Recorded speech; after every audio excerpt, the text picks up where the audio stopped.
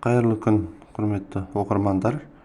Мен сіздерге бүгін жиі қойылатын сұрақ, яғни майнинг ферма құрар алдымен көбінде туындайтын сұрақ, майнинг ферма құру үшін қанша ақша керек, және қалай есептейді, және құрғаннан кейін ол қанша өндіреді деген сұраққа осы видеода толығымен жауап беруге тырысамын, және қалай есептейтінін көрсетемін. Мына сілтемені сіздерге тастаймын, мінекей NiceHash мына сайттың. Осы видеоның астында описаниеда сілтемесі тұр, соған өтсеңіздер болады. Сонымен бірден іске көшейік. NiceHash жөнінде алдағы сабақтарда толық түсіндіремін. Бізге керегі осылай ашылады. Сол кезде проверьте свой заработок дегенге, яғни мына батырмаға басамыз. Проверьте свой заработокқа басамыз. Оның ішінде мынадай шығады: автоопределение қажет емес, және ол тек Windows болса ғана істейді. Оның ішінде ручной выбор дегенге басамыз. Және біз мына жерде доллар деп тұру мүмкін, сіздерде КЗТ деп жазамыз. КЗТ деп теңгеге қоямыз, валютаны теңгеге. Теңгені таңдаймыз. Енді электр қуатының бағасы бізде 17 теңгеден бастап 30 теңгеге дейін болуы мүмкін. Менің түсінуім бойынша Алматыда ең жоғары баға 28 теңге. 29 деп қойсақ та болады, бірақ 27 ма сондай. 28 деп қоямыз орташа, және мына жерге құрылғыны таңдаймыз. Құрылғыны қалай таңдаймыз? Видеокарта біріншісі. ASIC-те бар әрине, ол жөнінде толығырақ түсіндіремін алдағы видеоларда. Қазір бізді қызықтырып тұрғаны видеокарта. Бізде Каспий магазин деген бар, барлығымыздың. Неге Каспий магазинмен көрсетіп жатырмын? Өйткені дәл қазір қарай алатын барлығымыздың қалтамызда бар дүние Каспий магазин. Оның ішінде компьютер тағы да басқаларды сатады. Біз все категория дегенге барып, мінекей, баспаймыз, мышканы апарсақ болды. Одан кейін компьютерға барамыз, және онда да баспай, бұлай осы линиямен жүріп, оның ішінде комплектующий дегенге тауып аламыз. Комплектующийдің ішінде видеокарта дегенді басамыз, мінекей, видеокарты. Енді видеокартаның түрлерін қалай таңдаймыз? Достар, тек мыналар жарамайды. Сначала дешевлеге қойып сортировка жасаймыз, бүйткізіп. Мынадай видеокарталарды қарастырмаймыз мүлдем. Мысалы 14 000 теңге дейді. Бұл бір нәрсе өндіреді ме деу? Жоқ, әрине өндірмейді. Өндіреді әрине 10 теңге, 20 теңге. Бірақ электр қуатына 30-40 теңге жейді. Сондықтан бұл видеокарталарды мүлдем бұндай видеокарталарды қарастырмай-ақ қойсаңыздар болады. Видеокарта ендеше қандай жарайды десеңіздер, видеокартаның памяты 6 гигабайттан жоғарысы керек. Мына жағында бізде сол жақ бөлікте фильтрлар орналасқан, баға бойынша, бренд бойынша, тағы да басқа бойынша. Біз соның ішінен объем видео памяти деген критерий бойынша таңдаймыз. Объем видео памяти. Ол 6 гигабайттан жоғарылары ғана пайдаға асады майнингке, яғни криптовалюта өндіруге. Біз соны таңдаймыз, 6 гигабайт, және 8 гигабайттығын таңдаймыз. 8. 6-дан жоғары, былайша айтқанда 6, 8, 10, одан ары қарай. Мінекей, қазір 10 гигабайттығы және 12, әрине қалталарыңыз көтерсе 13-тен жоғары қарай тағы да. Сонымен біз майнингке жарамды видеокарталардың тізімін шығардық. Оның ішінде ең қымбатынан бастасаңыздар болады. Сначала дәріге, мысалы 1,5 миллион деп тұр. Әрине бұдан да жоғары видеокарталар бар, бірақ Каспий магазинге 1,5 миллионнан артық қымбат тұратын товарды сатуға келмейді. Сол себептен осы баға сегментіне дейінгі видеокарталар салынған. Біз сначала дешевле деген таңдаймыз, алдымен арзанырақ. Мысалы, бір видеокартаға көзіміз түсті делік. Мына 1660. 1660 бағасы 274 000 теңгеден тұр екен мінекей. Енді осы 1660 қанша өндіретінін қарау үшін 1660 мына беру тұрған бірінші. Осы 1660-ты жаңағы жерге барамыз. Мына устройство деген жерге 1660 деп жазамыз. 1660. Және 1660 супер емес, TI емес, олар бөлек. Жай ғана 1660-тың өзі мінекей. 1660. Басқа ештеңе жоқ. 1660-ты таңдаймыз, және подсчитать батырмасын басамыз. Мінекей, тәулігіне 815 теңге өндіріп тұр. Бұл мәңгі осылай болады деген сөз емес. Сіздер 1 сағаттан кейін немесе ертең кіріп қараңыздар, осыны фотоға түсіріп алып, басқаша шығып тұрады. Өйткені білесіздер, криптовалютаның құны құбылмалы, әрі-бері өзгеріп тұрады. Астында мінекей орташа есеппен көрсетіп қойған, күніге қанша өндіреді? Мысалы, 849 өндіреді екен, 33 теңге электр қуатына кетеді, 815 теңге қалатын таза пайдаларыңыз. Енді айлық бір айдағы есебі 24.606 теңге өндіреді. Енді қалай санаймыз? 274 мың теңге, калькуляторды ашамыз, 274 мың. Соны жазамыз, видеокарта бағасын. 274 мың. Одан кейін біздің өндіретін ақшаны жазамыз. 24.606. Енді осыны бөлеміз әрине 24.606-ға. Сонда бізде бұл 11 айда жабады деп тұр. Бірақ біз 11 емес, 18, 18 ай деп есептейміз. Неге? Өйткені видеокартадан бөлек, тағы да басқа, оның қасында видеокартадан бөлек, яғни комплектующийдің ішіне өтеміз. Видеокартаның өзі, құр өзін қоса алмайсыздар, қосатын жері жоқ, көріп тұрсыздар. Оны белгілі бір компьютерге жинау керек. Яғни комплектующийға өтеміз. Комплектующийдің ішінде материнский плата, тағы да басқалары керек. Комплектующий для компьютера деген жерге басамыз. Мысалы, жаңа комплектующийға қайтып ораламыз. Оның ішінде материнский плата, тағы да басқасы керек. Мысалы, мынадай материнский платалар керек. Бұның да бағалары әртүрлі, оны арнайы сабақтарда түсіндіремін қалай екенін. Біз видеокартаға қайта ораламыз. Видеокартаға.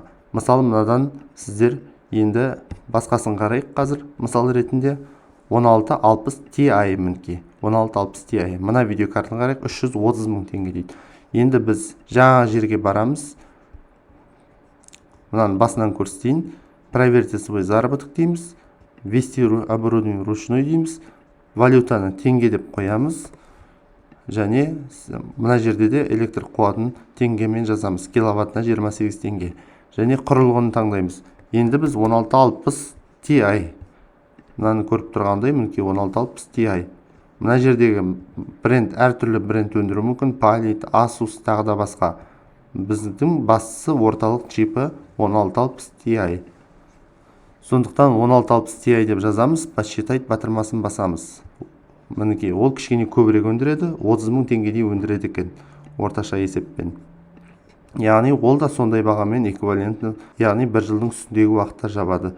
Біз егер кредитке алатын болсақ, барлығын несиеге алатын болсақ, 2 жыл деп есептей берсеңіздер болады. Яғни сәл электрге, коммуналды қызметке төлеуге жетеді, және кредит жауып тұруға жетеді. Одан кейін таза пайда келіп тұрады. Әрине мен бір ғана данамен мысал көрсетіп отырмын.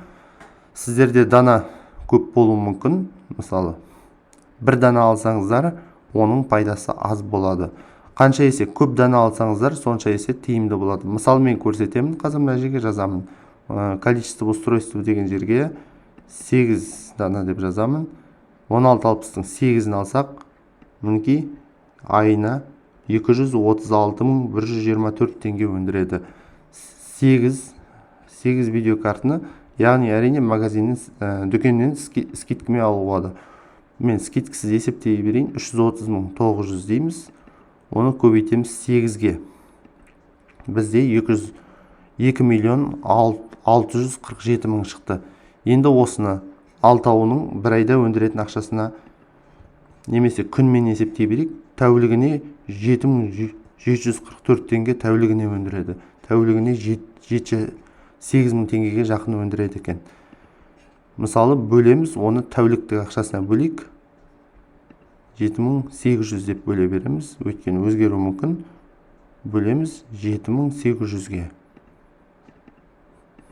Бізде сонда 339. Мінекей бір жылдан аз уақыт шықты. Яғни қараңыздар, қанша есе көп видеокарта алсаңыздар, сонша есе тезірек жабады ақшасын. Сәл-сәл жылдамырақ болады. Яғни біз сәйкесінше осылай 6 деп сол есептеп көрсек болады. Осылай Каспий магазиннен табасыздар видеокартаның моделін, және оны ана жерге жазып қарайсыздар. Сонымен қатар әрине бұл Каспийдегі бағалары қымбат. Өйткені әкелушілердің бағасы бар, және ортада қосатындардың бағасы бар. Делдал дейін ма, тағы солардың бағасы, қосқан бағалары. Және онымен қоса Каспийдің алатын комиссиясы бар. Сол құнның барлығын өтеу үшін Каспий дүкенде әрқашанда қымбаттау баға. Бірақ сенімді бұлар Каспий тексермей, тауарлар, сапасыз тауарларды кіргізбейді. Бұлардікі сапалы, гарантиясымен барлығы міндетті түрде, яғни сенімді барлығы. әрине сіздер Каспийден басқа жолын өздеріңіз тауып алсаңыздар болады. Мысалы Қытайдан тіке әкелдіру, тағы да басқа. Өкінішке орай мен Қытайдан қалай алдыру жөнінде ақпарат бере алмаймын. Өйткені мен Қытаймен жұмыс жасайтын эксперт емеспін. Егер сіздерде сондай эксперттеріңіз болса, өздеріңіз хабарласып көрсеңіздер болады. Немесе мен Қытайдан тауар тасумен айналысатын эксперттердің мен танитын бір-екеуінің нөмірін тастауға тырысамын астыға. Сонымен қатар сіздер Қытайдан осыны тапсырыс беріп көрсеңіздер болады. Бірақ егер сенімді, маған баға маңызды емес, ең бастысы сенімді және гарантиясымен ұзақ қызмет етсін десеңіздер, және алыстан Қытайдан күтіп азап болғым келмейді, дәл қазір бүгін немесе ертең бастаймын десеңіздер, осы Каспийден ала берсеңіздер болады. Мен өзім Каспий магазинінен сатып алып бастадым. Қазірде үйімде істеп тұрғаны Каспий магазинінен алынған. Чектер барлығы бар. Сол секілді сіздер солай әртүрлі жолмен сатып алсаңыздар болады осы видеокартаны. Ал егер эфириум өндірем десеңіздер, эфириум, әрине бұлар эфириум өндіреді. Онда мегахэшін қарайсыздар. F2 пул деп жазамыз, F2 пул деп. Google'ға F2 пулды аламыз, F2 пул. Оның ішінде эфириум тауып аламыз. Мысалы, жаңа жазып қойған видеокартамыз, мінекей 1660 Ti'ді. Бір дана 968 деді. Енді мына жерден настройкасіне басамыз. Оның ішінде ең жоғары цифрды тауып аламыз. Мегахэшті тауып аламыз. Яғни Octopus алгоритмі, мыналардың барлығы алгоритмдер. Яғни мынау 0 деп тұрғандары бұндай алгоритмда жұмыс жасай алмайды деген сөз. Мысалы, Zhash алгоритмінде, тағы да басқа алгоритмінде жұмыс жасай алады. Бізге эфириум өндіретін міне Octopus алгоритмімен 25 мегахэш дейді. Әрине разгон деген бар, оны да алдағы сабақтарда түсіндіремін. Орташа есеппен 25,8 мегахэш. 26 мегахэш деп есептейміз. Мына жерге калькулятор дегенді басамыз. 26 мегахэш десек, мінекей, яғни тәулігіне, мына жерде дай деп тұр, күн. Тәулігіне $2 жоғары ақша өндіреді екен. $2. Мінекей достар, осылай есептесеңіздер болады. Егерде тағы да сұрақтарыңыз болса, осы комментарийға жазыңыздар. Телеграм чатқа да сұрақтарыңызды қалдырыңыздар. Немесе төмендегі нөмір бойынша WhatsAppқа жазсаңыздар болады. Сіздермен болған мен Бек. Келесі күндерде жолыққанша сау саламатты болыңыздар.